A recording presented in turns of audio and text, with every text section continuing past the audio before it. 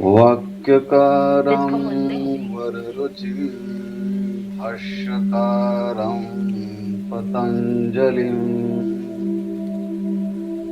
पाणिनिं सूत्रकारं च प्रणतोऽस्मि मुनित्रयम् योगेन चित्तस्य पदेन वाचा मलं शरीरस्य च वैद्यकेन योपाकरोत्तं प्रवरं मुनिना पतञ्जलिं प्राञ्जलिरानतोऽस्मि।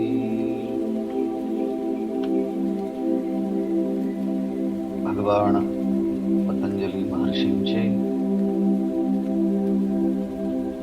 योगसूत्र यांचा क्रमशः विचार आपण ह्या स्वल्प कालामध्ये करत आहोत. योगश्चित्तवृत्ती निरोधः. योगाचं मुख्य प्रयोजन चित्तामध्ये निर्माण होणाऱ्या अनंत वृत्तींचा निरोध करणं हा आहे. आणि त्यासाठी चित्तवृत्तींचा निरोध उपाय म्हणून अभ्यास आणि वैराग्य ह्या दोन गोष्टी सांगितल्या आहेत. अभ्यास एकच गोष्ट पुन्हा पुन्हा आवृत्तीपूर्वक दीर्घकाल आदरपूर्वक आणि विलंबरहित करणं म्हणजे अभ्यास आहे.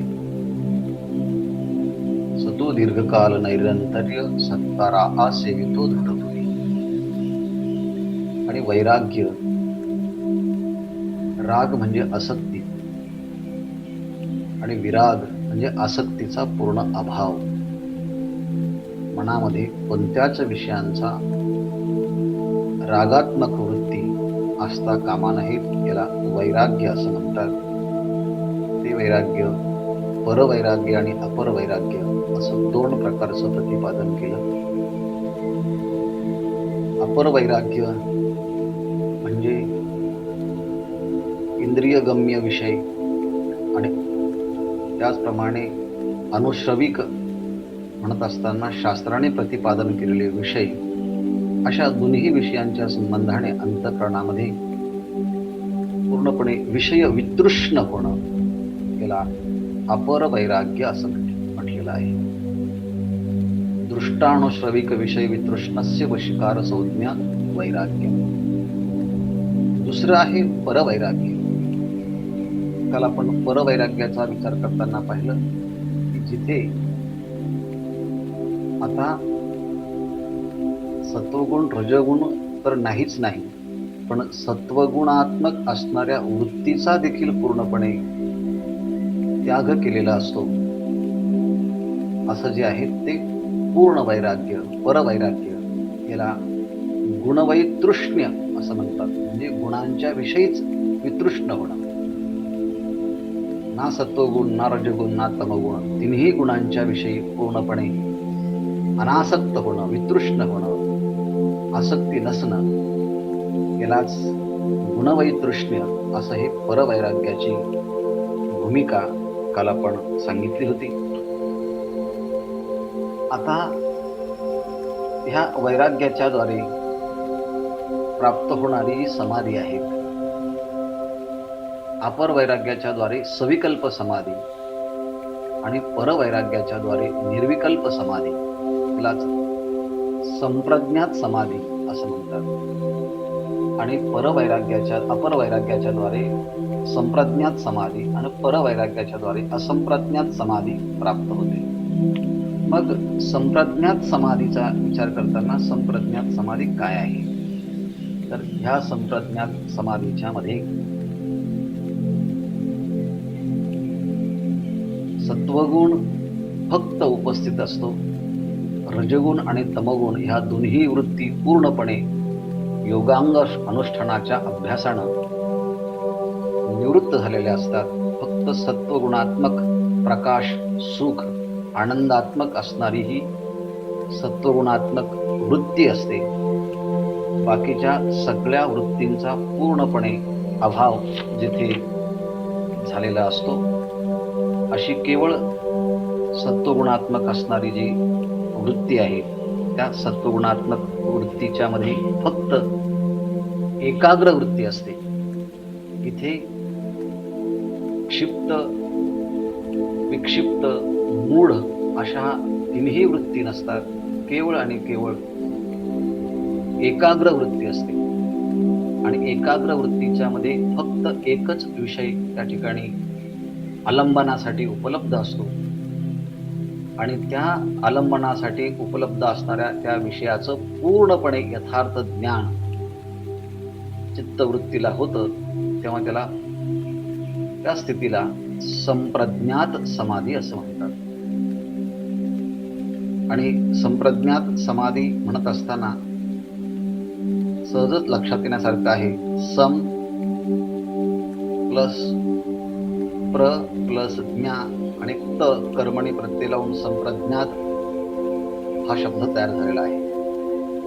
सम्यक म्हणजे जिथे कोणत्याही प्रकारचा संशय विपर्यय नसतो. आणि प्र म्हणजे प्रकर्षणे पूर्णतया ज्ञान त्या ठिकाणी अधिगतः म्हणजे साक्षात्कार झालेला असतो. थोडक्यात रजगुण आणि तमोगुणाच्या वृत्तीचा केवळ अभाव झालेला असतो आणि फक्त सत्वगुणात्मक वृत्ती असते. अशा या सत्वगुणात्मक वृत्तीच्या स्थितीला संप्रज्ञात, विशेष प्रकारे आलंबनात्मक विषयांचं ज्ञान होतं. त्याला संप्रज्ञात समाधी असं म्हणतात. आणि ही संप्रज्ञात समाधी 4 पद्धतीने सांगितली आहे. त्याचा विचार 17 क्रमांकाच्या सूत्रामध्ये येतो. वितर्क विचारानंदास्मितानुगमात संप्रज्ञातः.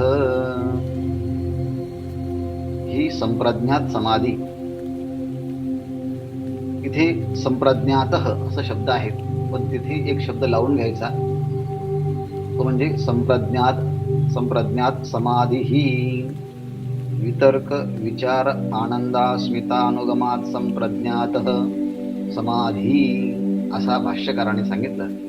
तिथे तो शब्द नाही आहे, पण तो शब्द लावून घ्यायचा. आणि पुढचं जेव्हा सूत्र येईल ते सुद्धा असंप्रज्ञातः असं म्हणताना समाधी हे शब्द अध्यारूत आहे, त्या ठिकाणी आपण ते समजून घ्यावे. ह्याप्रमाणे वितर्क विचार आनंद आणि अस्मिता हे 4 प्रकार या संप्रज्ञात समाधीच्या मध्ये येतात. ह्यामध्ये पहिलं जे आहेत ते म्हणजे वितर्कानुगत संप्रज्ञात समाधी. या वितर्कानुगत संप्रज्ञात समाधीच्या मध्ये पहिल्यांदा वितर्क अनुगत संप्रज्ञात समाधी. संप्रज्ञात शब्दाचा अर्थ आपण पाहिला. समाधी म्हणजे योग्य प्रकारची बुद्धीची स्थिती. आणि अनुगत शब्दाचा अर्थ आहे उपस्थिती, अनुगम, साक्षात्कार. आणि वितर्क, तर्क या शब्दाचा अर्थ तर्क कुतर्क नाही, तर उपस्थित असलेला जो वृत्तीला आलंबनात्मक विषय आहे, तो आलंबनात्मक विषयाचं पूर्णपणे यथार्थ ज्ञान होणं, याला वितर्क अनुगत संप्रज्ञात समाधी असं म्हणतात. म्हणजे चित्तवृत्तीला समोर एखादा विषय आलंबनात्मक मिळाला असेल, पंचभौतिक किंवा पंचभौतिक पदार्थ कोणताही असेल, पृथ्वी, आग, तेज, वायू आणि आकाश हे घ्या आलंबनासाठी, किंवा जगातली कोणतीही पंचभौतिक वस्तू आलंबनासाठी घ्या चित्तवृत्तीला. अर्थात वृत्तीच्या समोर एखादा विषय आला की त्या विषयाचं सांगोपांग परिपूर्ण यथार्थ त्या स्थूल विषयाचं ज्ञान होतं. जसं की काल आपण पाहिलं, समोर कॅमेऱ्याने फोटो घेतला की बाह्य वस्तूच्या आकाराचं पूर्ण चित्रण त्या फोटोच्या मध्ये येत असतं. त्याप्रमाणे योगी जेव्हा अभ्यास करतो त्याने एखाद्या बाह्य पदार्थाकडे पाहिलं डोळ्यांनी आणि चित्तवृत्ती त्या पदार्थाच्या आकाराकार झाली, त्या बाह्य वस्तूचं पूर्णपणे यथार्थ ज्ञान त्याला प्राप्त होतं. मला वाटतं की हे साधना जर विकसित झाल्या तर एक्स-रे, सोनोग्राफी, MRI ह्या साधनांची गरजच पडणार नाही. आता हा अभ्यास सिद्ध होण्याकरता किती मोठा प्रयत्न लागेल. वस्तूला पाहिल्याबरोबर त्या वस्तूच्या बाह्य स्वरूपाचं पूर्णपणे ज्ञान प्राप्त होणं, याला वितर्कानुगत संप्रज्ञात समाधी असं म्हणतात. आता वितर्कानुगत संप्रज्ञात समाधी जेव्हा आपण विचार करतो, तेव्हा त्या वितर्कानुगत संप्रज्ञात समाधीच्या मध्ये विचार, आनंद, अस्मिता आणि वितर्क हे कारण रूपाने, सूक्ष्म रूपाने किंवा गौण रूपाने त्या ठिकाणी उपस्थित असतात. जरी वितर्कानुगत संप्रज्ञात समाधी असं म्हटलं तरी त्या समाधीमध्ये विचारानुगत, आनंदानुगत, अस्मिता अनुगत यांचाही गौण रूपाने त्या ठिकाणी समावेश असतो. दुसरी जी आहे ती विचारानुगत संप्रज्ञात समाधी. इथे विचारानुगत संप्रज्ञात समाधी असं म्हणताना सूक्ष्म विचारा, जेव्हा साधक योगी एखाद्या विषयाच्याकडे पहिल्यांदा स्थूल विषयाकडे पाहिलं, नंतर तो स्थूल विषय ज्या कारणापासून निर्माण झाला त्या कारणाकडे लक्ष गेलं. समजा पहिल्यांदा आपण वस्त्राकडे लक्ष गेलं तर वस्त्राचं पूर्णपणे ज्ञान होतं, आणि ते वस्त्र ज्या तंतूपासून निर्माण झालं त्या तंतूकडे जर लक्ष दिलं त्या तंतूचं यथार्थ स्वरूपाचं ज्ञान होतं. म्हणजे पहिल्यांदा स्थूल विषय, सूक्ष्म विषय, सूक्ष्मतर विषय आणि सूक्ष्मतम विषयांच्या पर्यंत ही अंतःकरणाची वृत्ती जाऊन त्या सगळ्या विषयांच्या आकाराचं संपूर्ण ज्ञान त्या वृत्तीला होतं. म्हणून दुसरा विचार जो आहे सविचार, विचारानुगत संप्रज्ञात समाधी, इथे बुद्धीला सूक्ष्म विचार दिला जातो. म्हणजे कारण त्या सूक्ष्म विषयाचं म्हणजे पंचतन मात्रा, संपूर्ण पृथ्वी, आप, तेज, वायू आणि आकाश ही पंचमहाभूत ज्या सूक्ष्म तन्मात्रापासून निर्माण झाले आहेत त्या सूक्ष्म तन्मात्रांचं अलंबन त्या चित्तवृत्तीला दिलं की ती चित्तवृत्ती त्या सूक्ष्म विषयाचं देखील पूर्णपणे अवलोकन करून साक्षात्कार होतो की या वस्तूचं सूक्ष्म स्वरूप काय आहे. आणि म्हणून या विचारानुगत संप्रज्ञात समाधीचा विचार करताना त्यामध्ये आनंद आणि अस्मिता असे हा दोन अलंबनाचा देखील त्या ठिकाणी सूक्ष्म समावेश असतो. आणि म्हणून त्या विचारानुगत संप्रज्ञात समाधीमध्ये तीन गोष्टी असतात. विचारही असतो, आनंदही असतो आणि अस्मिताही असते. आणि वितर्कानुगत संप्रज्ञात समाधीच्या मध्ये विचार, आनंद, अस्मिता आणि वितर्क असे हे चतुष्टय असतात. आणि तिसरी जी आहे ती त्यापेक्षा सूक्ष्म, त्याला आनंदानुगत संप्रज्ञात समाधी असं म्हणतात. ही आनंदानुगत संप्रज्ञात समाधी या समाधीला अलंबन हे एकादश इंद्रिय असतात. अर्थात त्याही पेक्षा सूक्ष्म. पहिल्यांदा पंचभौतिक पदार्थ निर्माण झाले आहे ज्याच्यापासून ते पंच तन्मात्रा अलंबनासाठी घेतल्या. आणि त्याही पेक्षा आता आनंदानुगत संप्रज्ञात समाधीच्या मध्ये एकादश इंद्रिय म्हणजे सूक्ष्म, हे डोळे, हात, पाय हे दिसतात ते नाही, तर ह्या अवयवांच्या पाठीमागे असणारे ते सूक्ष्म इंद्रिय, त्या इंद्रिय हे विषय अलंबनासाठी ठेवले तर त्या इंद्रियांचं देखील पूर्णपणे यथार्थ ज्ञान होतं. आणि म्हणून हे इंद्रिय सत्वप्रधान असल्यामुळे हे सुखात्मक असतात. आणि म्हणून सत्वप्रधान अहंकारापासून हे पंचज्ञानेंद्रिय, पंचकर्मेंद्रिय हे 10 इंद्रिय निर्माण झाल्यामुळे त्या इंद्रियांच्या ठिकाणी अंतःकरणाची वृत्ती केंद्रित केली आणि ह्या इंद्रियांना अलंबन बनवलं. तर ह्या इंद्रियांच्या सूक्ष्म तत्वाचं जेव्हा ज्ञान होतं तेव्हा ह्या वृत्तीला आनंदानुगत संप्रज्ञात समाधी असं म्हणतात. जेव्हा ह्या आनंदानुगत संप्रज्ञात समाधीचा विचार करतो तेव्हा त्या आनंदाच्या मध्ये अनुगत म्हणजे दुसरी उपस्थिती असते ती म्हणजे अस्मिता. आणि म्हणून चौथ्या समाधीचा विचार करते वेळेस अस्मिता अनुगत संप्रज्ञात समाधी, ही अस्मिता अनुगत संप्रज्ञात समाधी ही पूर्णपणे एकात्मिकता असते. त्यामध्ये बुद्धीमध्ये प्रतिबिंबित झालेलं जो चैतन्याचं प्रतिबिंब आहे, बुद्धिस्त त्या पुरुषाचं प्रतिबिंब आहे आणि ते प्रतिबिंब सत्स्वरूप, चित स्वरूप, आनंद स्वरूप आहे, असा सत्ता रूपाने आनंद अनुभूती येणं, म्हणजे त्या सत्तत्वाची अनुभूती येणं, याला एकास्मिता अनुगत संप्रज्ञात समाधी असं म्हणतात. या एकात्मा अनुगत संप्रज्ञात समाधीच्या मध्ये फक्त अस्मिताच असते. अस्मिता, तिथे आनंद सुद्धा नसतो. आनंद हा एक वृत्तीचाच परिणाम आहे. म्हणून अस्मिता म्हणजे मी केवळ तो सच्चिदानंद असणारं पुरुष तत्व आहे, अशी जेव्हा अनुभूती येते तेव्हा तिथे वृत्तीचा आनंद नसतो. फक्त अस्मिता, मी आहे, मी आहे एवढाच भूमिका असते. याप्रमाणे या संप्रज्ञात समाधीच्या मध्ये अलंबनासाठी सूक्ष्म, सूक्ष्मतर आणि सूक्ष्मतम असे विषय घेतले जातात. ज्याप्रमाणे मगाशी म्हटल्याप्रमाणे एखादं वस्त्र, ते वस्त्र तंतूपासून निर्माण झालं आहे, तंतू ह्या सुतापासून निर्माण झाले आहे, सूत पुन्हा त्या सूक्ष्म अशा परमाणूपासून निर्माण झालेले आहेत. म्हणजे त्या वृत्तींना एकाग्र वृत्ती असल्यामुळे ती वृत्ती पहिल्यांदा स्थूल अलंबनात्मक, नंतर सूक्ष्म अलंबनात्मक आणि त्यानंतर सूक्ष्मतम असणारं अलंबन त्या वृत्तीला दिलं तर ती वृत्ती या सगळ्याच विषयांचं सांगोपांग त्या वृत्तीला ज्ञान होतं. म्हणून या वृत्तीला संप्रज्ञात समाधी, आणि ती वितर्क, विचार, आनंद, अस्मिता, अनुगम संप्रज्ञात समाधी ही थोडक्यामध्ये स्थूल विषय जो असतो तो वितर्क अनुगत समाधीसाठी असतो. सूक्ष्म विषय विचार जो असतो तो विचार अनुगत समाधीसाठी असतो.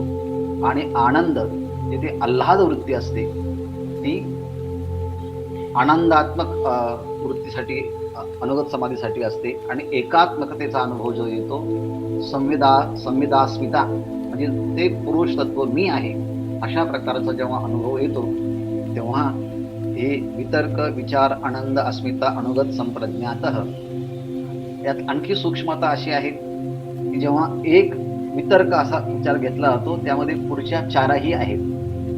आणि विचार अनुगत संप्रज्ञात समाधीचा विचार असं म्हटल्याबरोबर त्यामध्ये वितर्क निघून जातो. आनंदा अनुगत समाधीच्या मध्ये वितर्क आणि विचार नसतो. आणि अस्मिता अनुगत समाधीच्या मध्ये वितर्क, विचार आणि आनंद नसतो, केवळ अस्मिताच असते. म्हणजे जसं पुढे पुढे जातो तसं मागच्या समाधीतला एक एक अलंबन कमी कमी होत जातं आणि तरलतम, सूक्ष्मतम अशी स्थिती होते. या विचाराला वितर्क, विचार, आनंद, अस्मिता, अनुगमात संप्रज्ञात समाधी असं म्हटलं जातं. ह्याप्रमाणे या संप्रज्ञात समाधीचा विचार केल्यानंतर पुढची जी समाधीचा विचार आहे तो म्हणजे विराम प्रत्याभ्यास पूर्व संस्कार शेषो अन्य. आता विराम, विराम म्हणजे सर्व वृत्ती प्रत्यस्त समये, म्हणजे आता त्या ठिकाणी सत्वगुण, रजगुण आणि तमोगुण ह्या वृत्तीपैकी कोणतीच वृत्ती नाही.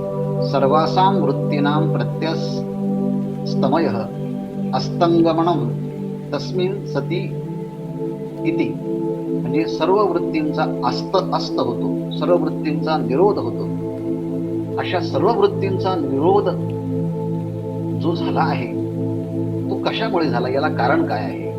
याला कारण आहे म्हटले प्रत्यय अभ्यास. अभ्यास म्हणजे परवैराग्य. परवैराग्य म्हणजे आता या गुणांच्या विषयी सुद्धा वितृष्णता प्राप्त झाली. परवैराग्याचा विचार आपण केला आहे. याप्रमाणे सर्व वृत्तींचा निरोधाचा जो काही अनुभव आला आहे याला कारण एक आहे परवैराग्याचा अभ्यास. आणि ह्या परवैराग्याच्या अभ्यासाच्या द्वारे जो अभ्यास अगोदर पूर्व म्हणजे अगोदर केला आहे, अगोदर म्हणजे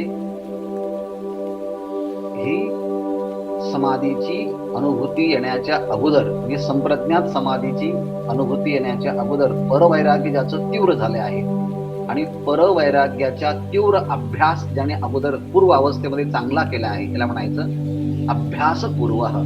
परवैराग्याचा अभ्यास पूर्व अवस्थेमध्ये चांगला केल्यानंतर संपूर्ण वृत्तींचा विराम झाला, सर्व वृत्ती शांत झाल्या, याला म्हणायचं विराम प्रत्यय. आणि प्रत्यय म्हणजे अनुभव. सगळ्या वृत्तींचा अभाव झाला आहे असं परवैराग्य अभ्यासाच्या द्वारे त्याला अनुभूतीला आलं आहे. आणि खाली फक्त आता या सर्व वृत्तींच्या निरोधाच्या संस्काराचा भाग शिल्लक राहिला आहे. त्याला संस्कार शेष असं म्हणतात. संस्कार शेष म्हणजे निरोध वृत्तींचा संस्कार शेष शिल्लक राहिला आहे.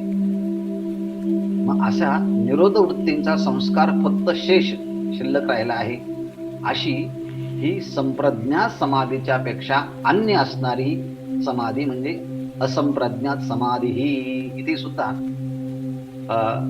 विराम प्रत्ययाभ्यास पूर्व संस्कार शेषो अन्य अन्य असं म्हणताना अन्य शब्दाने असंप्रज्ञात समाधी असं घ्यायचं आणि विराम शब्दाने संपूर्ण वृत्तींचा अभाव घ्यायचा, संपूर्ण वृत्तींचा निरोध घ्यायचा. योगश्चित्त वृत्ती निरोध.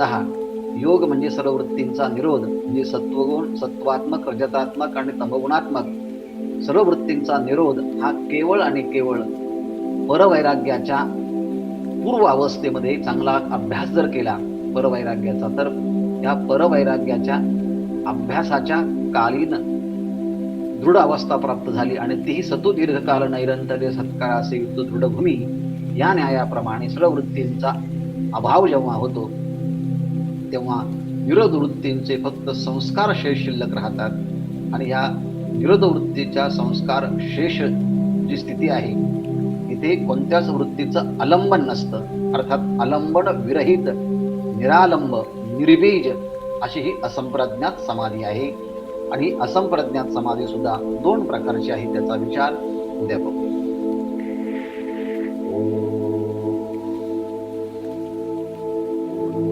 पूर्णमिदं पूर्णात् पूर्णमुदच्यते पूर्णस्य पूर्णमादाय पूर्णमेवावशिष्यते.